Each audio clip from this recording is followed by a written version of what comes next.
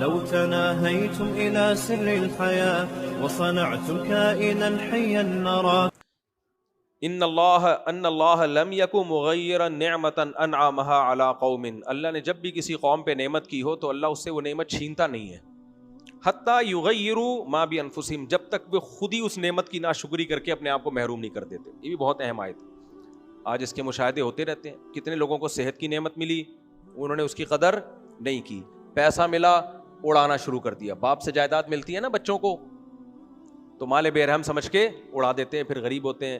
ملک کی نعمت ملی اس کی قدر نہیں کرو گے ملک جائے گا، خلافت عثمانیہ تھی قدر نہیں کی گئی، اس کے بعد ایسی خلافت نہیں آئی، اس وقت بھی جو سنجیدہ علماء تھے اس کو بچانے کی کوشش میں لگے ہوئے تھے۔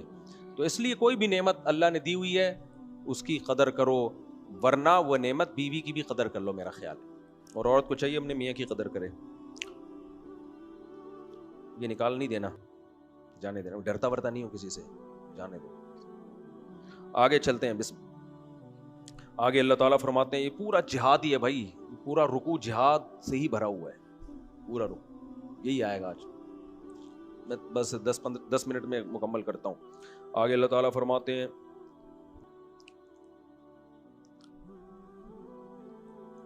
فرمایا وَلَا يَحْسَبَنَّ الَّذِينَ كَفَرُوا سَبَقُوا إِنَّهُمْ لَا يُعْجِزُونَ، یہ کافر لوگ یہ نہ سمجھیں کہ اللہ سے آگے نکل جائیں گے، انہم لا یعجزون، یہ اللہ کو نہیں ہرا سکتے۔ آگے مسلمانوں کو حکم ہے کہ دیکھو جو اللہ کا کام ہے وہ اللہ کرے گا، تمہارا جو کام ہے وہ تم کرو، وہ تم نے کیا کرنا ہے، اعدوا لہم ما استطعتم من قوہ، تم جتنی قوت دشمن کے خلاف جمع کر سکتے ہو کرو، میزائل بناؤ، غوری میزائل بناؤ، اور کون کون سے میزائل ہیں، JF-17 بناؤ، معراج طیارے بناؤ، ما استطعتم، جتنی تم میں طاقت ہے۔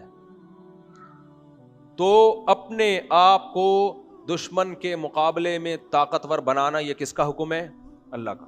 بتاؤ دنیا میں جتنے اسلامی ملک ہیں ان میں اسلامی ملکوں میں سب سے زیادہ طاقتور کون ہے، پاکستان ہے، UAE ہے، سعودی عرب ہے، کوئی مضبوط فوج ہے، ملیشیا کے پاس کتنی پاورفل آرمی ہے بھائی، میں ملیشیا گیا ہوں، چھوڑو بس، انڈونیشیا کے پاس ہے اتنی مضبوط، ٹھیک ہے سسٹم وسٹم بھی چل رہا ہوتا ہے، کھانچے مانچے وہ سب، میں اس کا منکر نہیں ہوں، وہ اپنی جگہ، لیکن اس آیت سے یہ تو پتہ چلتا ہے کہ اللہ مسلمانوں کے ملک کو پاورفل دیکھنا چاہتے ہیں، کمزور نہیں دیکھنا چاہتے۔ کیوں؟ آپ کمزور ہو نا، آپ کے اسلام نافذ بھی ہوگا، وہ بھی غریبی کا اسلام ہوگا، سمجھ رہے ہیں، ان کی مرضی کا ہوگا، اور اگر آپ پاورفل ہو تو جیسے بھی ہو لیکن ہو خود۔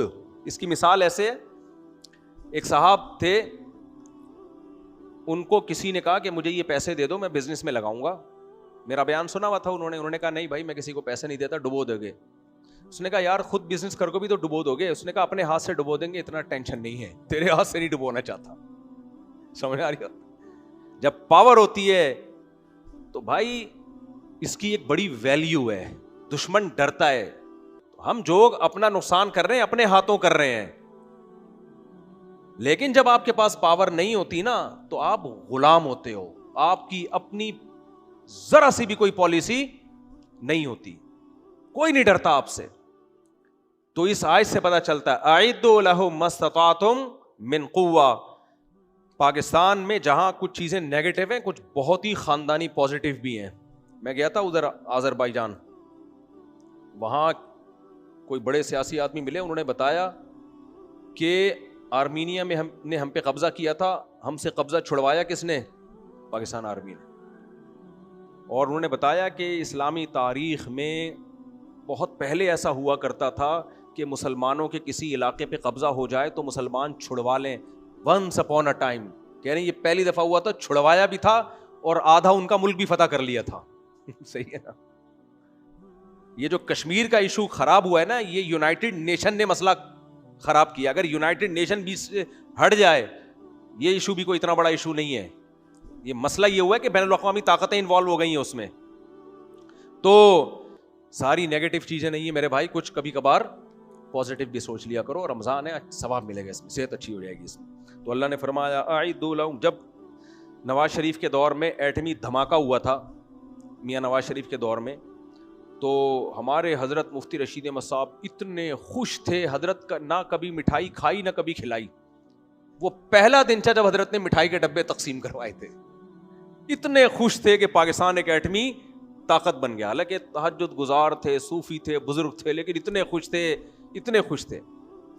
کتنا مزہ. آپ لوگ کو یاد ہے وہ دن جب پاکستان ایٹمی پاور بنا تھا، کیسے لاہوری ایسے بغلیں بجا رہے تھے نا. لاہوری تو آپ کو پتہ ہے بالکل کنٹرول سے کیا ہو جاتے ہیں باہر. اتنا مزہ آ رہا تھا اس دن، ساری دنیا ہمیں سلوٹ کر رہی تھی.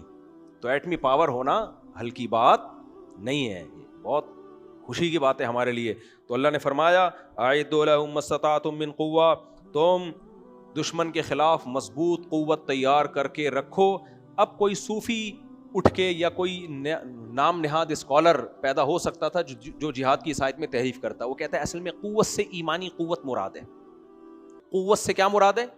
جیسے ایک منکر حدیث آیا تھا رمضان میں ایک دفعہ، اس وقت میں زیادہ مشہور نہیں تھا، تو کہنے لگا کہ نماز تو ہے ہی نہیں اسلام میں. میں نے کہا کیا باتیں کر رہا ہے؟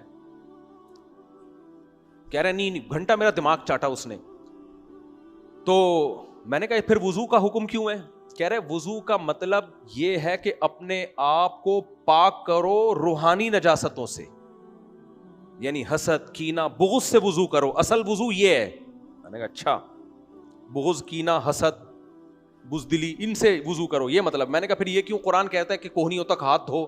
تو بغض کوہنیوں تک ختم کریں ہے بھائی، یہ والی کوہنیوں تک حسد ختم، یہ والی، اور پاؤں قرآن کہہ رہا ہے ٹخنوں تک دھو، گھٹنے تک کیوں نہیں بغض ختم کریں؟ ایک سے ایک نمونہ پاکستان میں. اچھا وہ بندہ بھی ایسا عربیوں والا رومال اور ایسے جیسے کوئی بہت بڑے بزرگوں اور کتنے لوگوں کو اس نے الو بنایا ہوا تھا. تو یہ منکر حدیث ہیں، یہ پاگل، بالکل پاگل ہوتے ہیں یہ. خیر، تو ہو سکتا ہے کوئی جدید اسکالر اٹھے اور کہے ایکچولی اسلام میں یہ لڑائی وڑائی جہاد تو ہے نہیں. ایکچولی یہ جو قرآن نے کہا ہے کہ قوت اختیار کرو، تو اس سے کون سی قوت مراد ہے؟ روحانی. کون سی قوت مراد ہے؟ جیسے اس نے کہتی ہے نا روحانی گناہوں سے اپنے آپ کو پاک کرنے والا وضو کرو، تو یہ روحانی قوت مراد ہے. تو اللہ نے آگے آیتوں میں خود ہی بتا دیا، میں بتاتا ہوں کیا مراد ہے میری. صحیح ہے نا؟ تو آگے فرمایا من رباط الخیل، گھوڑے تیار کرو. لڑائی کے لیے کیا تیار کرو؟ گھوڑے. اس زمانے کا کی سب سے بڑی سواری کیا تھی؟ گھوڑے. اور آج کی کیا ہے؟ ہوائی جہاز اور ٹینک. تو اس زمانے کے گھوڑے یہی ہیں.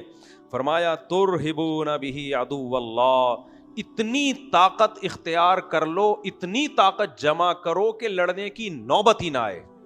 یہیں سے بیٹھ کے ترہبون بہ، اللہ کے دشمنوں کو ڈراتے رہو. بولو آج ہم نے یہ میزائل بھی ایجاد کر لیا ہے، آج ہم نے ایک نئی توپ کا تجربہ کیا ہے. بیگم کے علاوہ کی بات کر رہا ہوں. ایک آدمی نے کہا نا بم ہے یہاں، اس نے کہا تیری اماں کون سی کم ہے، وہ ہر وقت ڈانٹتی رہتی تھی نا. تو آج ہم نے ایک نئے بم کا تجربہ کیا. تو وہ دشمن ڈرتا رہ کہ بھائی یہ کیا کر رہے ہیں بھائی، یہ بنائے جا رہے ہیں کہ ہمیں کچا چبا جائیں گے تو لڑنے کی نوبت ہی نہ آئے. ترہبون بہ عدو اللہ وعدوکم، جو اللہ کا بھی دشمن ہے تمہارا بھی دشمن ہے. یہیں بیٹھ کے اس کو کیا کرانا ہے؟ اس کو ڈرانا ہے، اس کی نیندیں اڑا دو یہاں سے. اتنی طاقت اختیار کرو. آگے اللہ تعالیٰ فرماتے ہیں وآخرین من دونہم، اور کچھ ایسے دشمن بھی ڈرے جن کو اللہ جانتا ہے تم نہیں جانتے. بہت سے چھپے وہ دشمن ہیں، وہ بڑے دوست بن کے آتے ہیں. ایکچولی دیکھیں آپ کا سارا بجٹ تو آپ کے ڈیفنس پہ خرچ ہو رہا ہے، تو کھاؤ گے کیا ٹماٹر؟ بھائی یہ کیا ہے کہ اپنا اتنا اسلحے بنائے جا رہے ہو تو کیا ہے؟ دیکھو ملیشیا نے دستبردار ہوا اپنی فوج سے، آج ملیشیا کہاں بیٹھا ہوا ہے. جاپان نے دیکھو نا امریکہ سے معاہدہ کیا تھا کہ جاپان پہ جب کوئی بات آئے گی تو ڈیفنس کس کون کرے گا؟ امریکہ. تو آج جاپان کہاں سے کہاں پہنچ گیا. سعودی عرب نے معاہدہ کیا تھا امریکہ سے کہ کوئی مجھ پہ مسئلہ آئے گا تو امریکہ میری مدد کرے گا. تو آج سعودی عرب اکنامکلی کہاں سے کہاں پہنچ گیا. تو تم بھی ایسا معاہدہ کرو. کیا سارا پیسہ اپنے ڈیفنس، فوج، ٹینک، بم، کیا ہے یہ اسلام ہے؟ یہ اسلام تو محبت کا درس دیتا ہے. اسلام کس کا درس دیتا ہے؟ کیا ہو گیا؟ میں غصہ تو نہیں آ رہا مجھے ایسا لگ رہا ہے آپ کو غصہ یوں کر کے دیکھ رہا.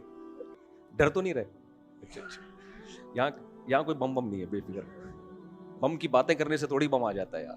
وہ ایک مولوی صاحب جو ہے نا وہ جہاد پہ بیان کر رہے تھے اور شہادت کی دعائیں مانگنے لگے جوش میں آ کے.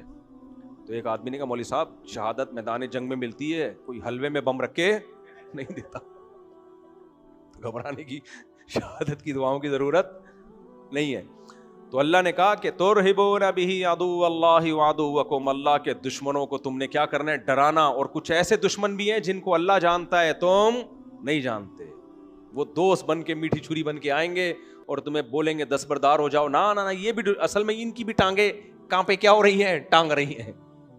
وما تنفقوا من شيء في سبيل الله يوفى اليكم, اللہ فرماتے ہیں اور اپنے ڈیفنس میں خرچ بھی کرو کیونکہ یہ اللہ کی راہ میں خرچ ہے. جتنا کرو گے اللہ واپس لوٹا دے گا. پھر آگے اللہ نے ایک نرم سافٹ وہ بھی رکھا ہے, وَإِن جَنَحُوا لِلسَّلْمِ فَاجْنَحْ لَهَا, اگر دشمن تمہاری طاقت اور قوت دیکھ کے سلوح پہ آ جائے تو بھی سلوح کر لو. کیا کر لو؟ سلوح کر لو. یہی کیا تھا ہم لوگوں نے ابھی ماضی قریب میں. ہوا و حرص والا دل بدل دے, میرا غفلت میں ڈوبا دل بدل دے.